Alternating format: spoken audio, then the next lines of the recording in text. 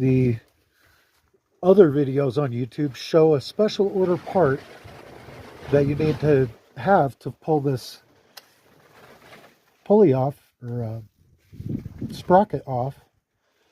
And I'm doing it with a 3-jaw puller. And I know why you need a special tool, because I had to modify, I had to grind the ends of the 3-jaw puller to make it fit in between the block and the puller. Obviously, I've got it taped up so it doesn't slip off. And I've also got a 1/4-inch extension